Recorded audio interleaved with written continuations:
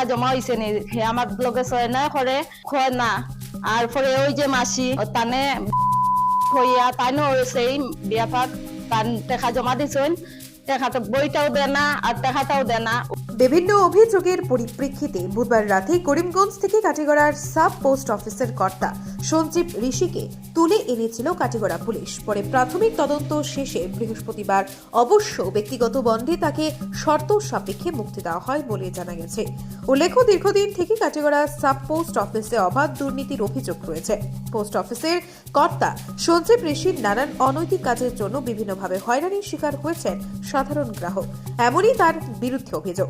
অভিযুক্ত সঞ্জীব ঋষির বিরুদ্ধে গ্রাহক হয়রানি, অর্থ হাফিজ এবং মহিলা গ্রাহকদের সঙ্গে অসভ্য আচরণের অভিযোগে ৫ নভেম্বর কাটিগড়া থানায় পৃথক পৃথক মামলা দায়ের করেছিলেন গ্রাহকরা।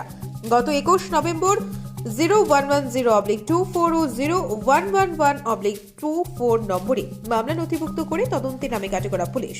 প্রায় ১ মাস পর বুধবার রাতে করিমগঞ্জ থেকে অভিযুক্ত সঞ্জীব ঋষিকে তুলে আনে পুলিশ। রাতভর থানায় কাটিয়ে এবং পুলিশের জেরার পর বৃহস্পতিবার দুপুরে ব্যক্তিগত বন্দি পুলিশ অভিযুক্ত সঞ্জীবকে আপাতত মুক্তি দেয় বলে জানা যায়। তবে তদন্তের স্বার্থে যে কোনো সময় তাকে থানায় তলব করবে পুলিশ।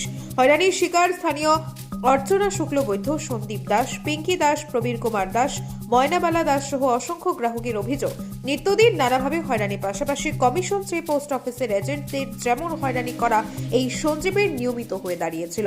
টেবিলে টেবিলে অভিযোগ জানানোর পর যখন রহস্যজনকভাবে আজ পর্যন্ত তার বিরুদ্ধে শাস্তিমূলক ব্যবস্থা নেওয়া হয়নি বলে ক্ষুব্ধ গ্রাহকরা এবার মুখ্যমন্ত্রীর দপ্তরে ডাক ও মেইল যুগে নালিশ পাঠিয়েছেন।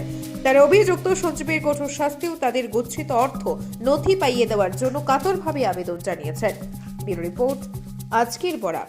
সুধীর দর্শক, খবরটি দেখার আগে আপনারা আমাদের আজকের বরাক ইউটিউব সাবস্ক্রাইব এবং ফেসবুকে ফলো করতে ভুলবেন না কিন্তু।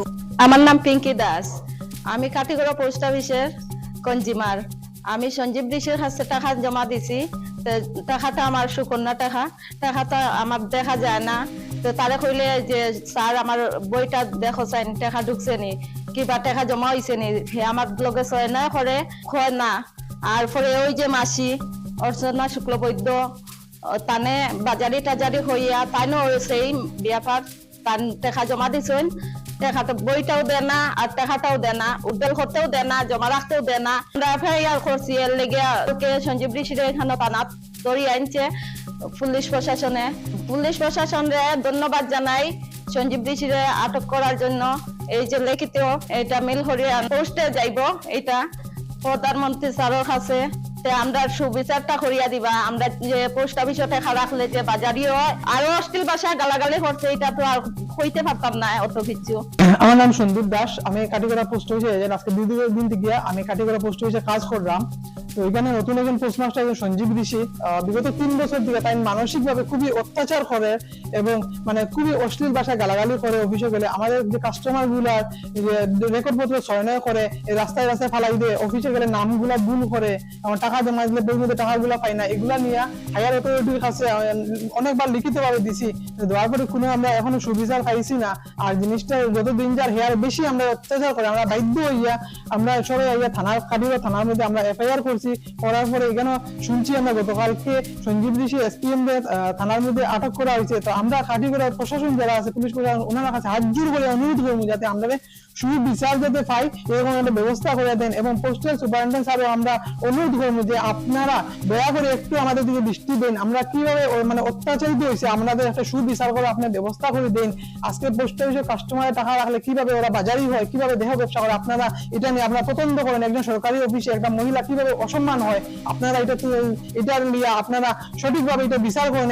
এটার বিচারের লিগে আমরা দাবি জানাই এবং আমরা আজকে আমাদের মাননীয় প্রধানমন্ত্রী নরেন্দ্র মোদী স্যারের কাছে আমরা লিখিতভাবে আমরা অভিযোগ দিতেছি, ঘটনাটা পুরো আমরা তুলিয়া ধরবো আর এটা সুবিচার যাতে পাই আমরা স্যারের কাছে আমরা এটা জানাইলাম। কারণ আমরা বাধ্য, আমরা আর কোনো জায়গায় যাওয়ার আমরা জায়গা নাই, বাধ্যই আমরা এখন প্রধানমন্ত্রী স্যারের কাছে আমরা এটা লিখিতভাবে অভিযোগ জানাইতেছি।